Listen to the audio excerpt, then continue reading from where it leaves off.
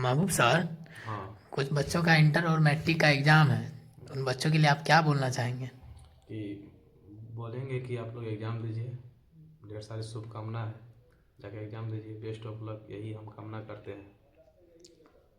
तो कुछ बच्चे डरे हुए हैं। अरे डरे हुए हैं तो सबसे पहले आपको डरना नहीं है, क्योंकि अगर डर जाइएगा तो फिर आप एग्ज़ाम कैसे दीजिएगा। जाइए वहाँ पे जो पढ़ाया गया है उसी में से सवाल आएगा, है ना, और कहीं से नहीं आएगा। डरने की कोई ज़रूरत नहीं है, वहाँ पे कोई शेर और बाघ नहीं है, बल्कि आप लोग खुद जो है हमारे बच्चे हैं और जाकर के अच्छे से लिख के आइए। डरने की कोई ज़रूरत नहीं है, हम आप लोग के साथ हैं। जिस क्वेश्चन का आंसर किसी को पता ना हो उसके लिए देखिए, सबसे पहली बात क्या है कि क्वेश्चन बहुत सारा होता है उसमें, और जिसका उत्तर पता नहीं होता है इसके लिए क्या करना, पहले जिसका उत्तर पता होता है ना, पहले उस सवाल का उत्तर लिख लीजिए। अगर उसके बावजूद भी आपका पूरा उत्तर नहीं हो पाया, जैसे कि 10 को सवाल कह रहा है बनाने के लिए जी और आप 6 को बना लिए, 4 को बच गया, तो 4 को सवाल का जो उत्तर होगा ना, आप जेन्युइन तरीके से क्वेश्चन लिख करके उसी के बारे में आप लिख दीजिए, है ना। जी और दूसरे चीज़ से रिलेटेड नहीं निकला है, बल्कि उसी टॉपिक से रिलेटेड लिख देना है। जी अगर टीचर अच्छे होंगे तो आपको उसमें रिलेटेड नंबर मिल सकते हैं। जी हाँ। एक और सवाल सर, हाँ बोलिए।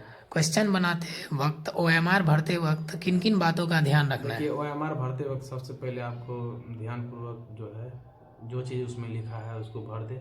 जैसे कि आपका रोल नंबर होगा, स्कूल कोड होगा, उसको भर देना है, और उसके नीचे में गोला होगा उसको भी भर देना है।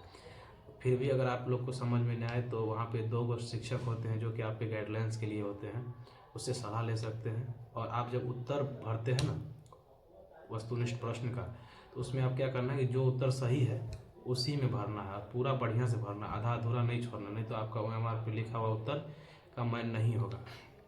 या मान लीजिए कोई सवाल का उत्तर है बी, है ना, लेकिन आप सी लगा दिए, फिर बाद में आपको लगा यार इसमें बी होगा, तो ऐसा नहीं है, काटिएगा मत, है ना। बढ़िया से ध्यान से एक ही गोरंगा में पहले भरना है, कंफर्म हो के तब भरना कन्फर्म है। होकर के भरना है। और जैसे कि बिहार बोर्ड के मैट्रिक और इंटर में 50% सवाल बनाना पड़ता है ना, तो आधा, जैसे कि 100 गो सवाल में से 50 गो बनाना पड़ता है। जो आपको बन रहा है उसको चुन चुन करके आप टिक लगाए जाए और चुन करके 50 ठो बना लेना है, और उसके बाद ही आप उत्तर लेखन का काम करेंगे।